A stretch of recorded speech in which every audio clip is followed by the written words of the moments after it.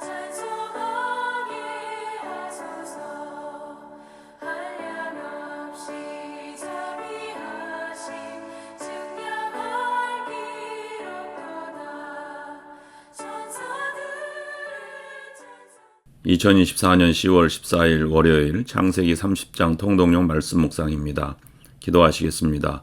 사랑과 은혜가 풍성하신 아버지 하나님, 하루를 하나님을 향한 기도로 출발할 수 있게 하심에 감사드립니다. 이 시간을 통하여 우리의 생각과 마음이 온전히 하나님께로 향하게 하시고 인간적인 마음들이 제거되는 하나님의 은혜를 허락하여 주시옵소서. 오직 세상을 주관하시고 통치하시는 분은 하나님 한 분뿐인 줄 믿습니다. 우리 가정의 필요와 소원을 잘 아시는 주님께 우리의 마음을 쏟아놓습니다. 모든 삶이 주님의 방법과 섭리를 따라 이루어지게 하옵소서. 그리하여 우리가 주님 안에서 아름답고 복된 인생을 살아갈 수 있도록 역사하여 주시옵소서. 오늘도 감사와 찬송이 넘치는 하루가 되게 하여 주시기를 원하오며 예수 그리스도의 이름으로 기도드립니다. 아멘. 오늘 말씀은 창세기 30장 1절부터 43절 말씀입니다. 묵상 주제는 갈등의 해결입니다. 창세기 30장 야곱의 자녀 출생과 번창, 레아와 라헬의 출산 경쟁. 1절부터 24절. 1절, 라헬이 자기가 야곱에게서 아들을 낳지 못함을 보고 그의 언니를 시기하여 야곱에게 이르되 내게 자식을 낳게 하라. 그렇지 아니하면 내가 죽겠노라. 2절, 야곱이 라헬에게 성을 내어 이르되 그대를 임신하지 못하게 하시는 이는 하나님이시니 내가 하나님을 대신하겠느냐.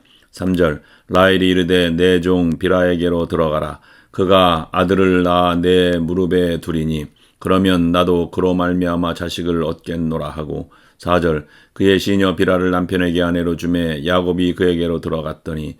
5절, 비라가 임신하여 야곱에게 아들을 낳은지라. 6절, 라헬이 이르되 하나님이 내 억울함을 푸시려고 내 호소를 들으사 내게 아들을 주셨다 하고 이로 말미암아 그의 이름을 단이라 하였으며.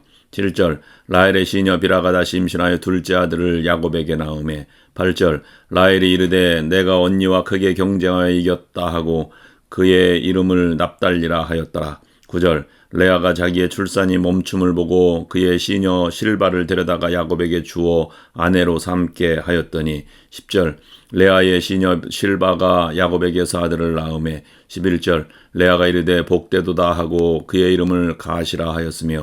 12절, 레아의 시녀 실바가 둘째 아들을 야곱에게 낳으매. 13절, 레아가 이르되 기쁘도다 모든 딸들이 나를 기쁜 자라 하리로다 하고 그의 이름을 아셀이라 하였더라. 14절, 밀 거둘 때 루벤이 나아가서 들에서 합판채를 얻어 그의 어머니 레아에게 드렸더니 라헬이 레아에게 이르되 언니의 아들의 합판채를 청구하노라. 15절, 레아가 그에게 이르되 내가 내 남편을 빼앗은 것이 작은 일이냐. 그런데 내가 내 아들의 합판채도 빼앗고자 하느냐. 라헬이 이르되 그러면 언니의 아들의 합판채 대신 오늘 밤에 내 남편이 언니와 동침하리라 하니라. 16절, 저물 때 야곱이 들에서 돌아오매 레아가 나와서 그를 영접하며 이르되 내게로 들어오라. 내가 내 아들의 합판채로 당신을 샀노라. 그 밤에 야곱이 그와 동침하였더라. 17절, 하나님이 레아의 소원을 들으셨으므로 그가 임신하여 다섯째 아들을 야곱에게 낳은지라. 18절, 레아가 이르되 내가 내 시녀를 내 남편에게 주었으므로 하나님이 내게 그 값을 주셨다 하고 그의 이름을 이사가리라 하였으며. 19절, 레아가 다시 임신하여 여섯째 아들을 야곱에게 낳은지라. 20절, 레아가 이르되 하나님이 내게 후한 선물을 주시도다. 내가 남편에게 여섯 아들을 낳았으니 이제는 그가 나와 함께 살리라 하고 그의 이름을 스불론이라 하였으며. 21절, 그 후에 그가 딸을 낳고 그의 이름을 디나라 하였더라. 22절, 하나님이 라헬을 생각하신지라 하나님이 그의 소원을 들으시고 그의 태를 여셨으므로. 23절, 그가 임신하여 아들을 낳고 이르되 하나님이 내 부끄러움을 씻으셨다 하고. 24절, 그 이름을 요셉이라 하니 여호와는 다시 다른 이름을 내게 더하시기를 원하노라 하였더라. 야곱과 라반의 노임 계약. 25절부터 36절. 25절, 라헬이 요셉을 낳았을 때 야곱이 라반에게 이르되 나를 보내어 내 고향 나의 땅으로 가게 하시되. 26절, 내가 외삼촌에게서 일하고 얻은 처자를 내게 주시어 나로 가게 하소서. 내가 외삼촌에게 한 일은 외삼촌이 아시나이다. 27절, 라반이 그에게 이르되 여호와께서 너로 말미암아 내게 복 주신 줄을 내가 깨달았노니 내가 나를 사랑스럽게 여기거든 그대로 있으라. 28절 또 이르되 내 품삯을 정하라 내가 그것을 주리라. 29절 야곱이 그에게 이르되 내가 어떻게 외삼촌을 섬겼는지 어떻게 외삼촌의 가축을 쳤는지 외삼촌이 아시나이다. 30절 내가 오기 전에는 외삼촌의 소유가 적더니 번성하여 때를 이루었으니 내 발이 이르는 곳마다 여호와께서 외삼촌에게 복을 주셨나이다. 그러나 나는 언제나 내 집을 세우리이까. 31절 라반이 이르되 내가 무엇으로 내게 주랴. 야곱이 이르되 외삼촌께서 내게 아무것도 주시지 않아도 나를 위하여 이 일을 행하시면 내가 다시 외삼촌의 양떼를 먹이고 지키리이다. 32절 오늘 내가 외삼촌의 양떼에 두루 다니며 그 양 중에 아롱진 것과 점 있는 것과 검은 것을 가려내며 또 염소 중에 점 있는 것과 아롱진 것을 가려내리니 이 같은 것이 내 품삯이 되리이다.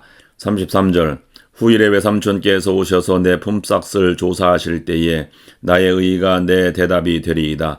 내게 혹시 염소 중 아롱지지 아니한 것이나 점이 없는 것이나 양 중에 검지 아니한 것이 있거든 다 도둑질한 것으로 인정하소서.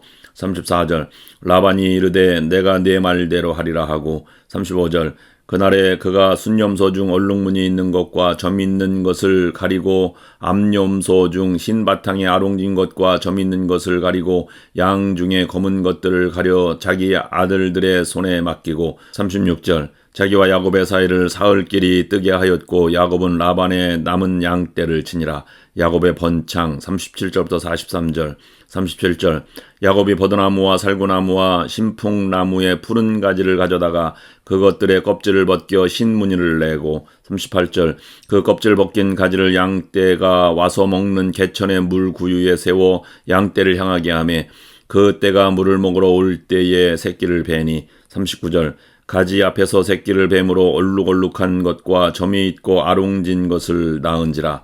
40절 야곱이 새끼 양을 구분하고 그 얼룩무늬와 검은 빛 있는 것을 라반의 양과 서로 마주보게 하며 자기 양을 따로 두어 라반의 양과 섞이지 않게 하며 41절 튼튼한 양이 새끼 뵐 때에는 야곱이 개천에다가 양떼의 눈앞에 그 가지를 두어 양이 그 가지 곁에서 새끼를 베게 하고 42절 약한 양이면 그 가지를 두지 아니하니 그렇게 함으로 약한 것은 라반의 것이 되고 튼튼한 것은 야곱의 것이 된지라. 43절 이에 그 사람이 매우 번창하여 양떼와 노비와 낙타와 나귀가 많았더라. 아멘. 본문은 레아와 라헬이 남편에게 사랑받고 인정받고 싶어 수단과 방법을 가리지 않고 사랑을 받으려고 경쟁하고 있는 모습을 보여주고 있습니다. 야곱이 사랑했고 후에 요셉을 낳은 라헬도 다르지 않았습니다. 하지만 이러한 삶의 방법은 세상 사람들이 살아가는 방식이지 믿음의 사람들이 살아가는 삶의 방식은 아니었습니다. 라헬의 모습은 리브가와는 많이 차이가 있습니다. 이삭이 자식이 없는 리브가를 위해서 기도한 일이나 복중의 아이들을 위해 그의 뜻을 묻는 리브가의 경건과는 너무도 다른 모습입니다. 인간적이고 속되다고 볼 수 있습니다. 경건한 부모 밑에서 하나님의 약속의 자손이 태어나기도 하지만 세속적이며 부족한 가정 안에서도 하나님의 약속은 변함없이 이루어지기도 합니다. 이런 모양으로도 하나님의 나라를 이을 후사를 태어나게 하시는 것입니다. 성경이 보여주고자 하는 것은 야곱의 이런 행동과 속설이 결과를 가져온 것이 아니라 모든 결과는 하나님께서 주시는 것임을 가르쳐주고 있습니다. 우리가 잘나고 잘해서가 아니며 오직 우리가 하나님의 택하신 백성이기 때문에 하나님께서 은혜를 베푸신 것입니다. 불신 세상 속에서 하나님의 은혜의 결과를 가져올 수 있도록 더욱 하나님의 말씀을 묵상하며 정직하고 바르게 살아가시기를 바랍니다. 기도하시겠습니다. 하나님 아버지, 오늘도 오직 주님의 은혜를 구합니다. 레아도 라헬도 라반도 야곱도 모두 속이는 자들이며 교활하고 세속적인 방법으로 살아가지만 하나님께서는 그러한 중에서도 하나님의 뜻을 펼쳐 나가십니다.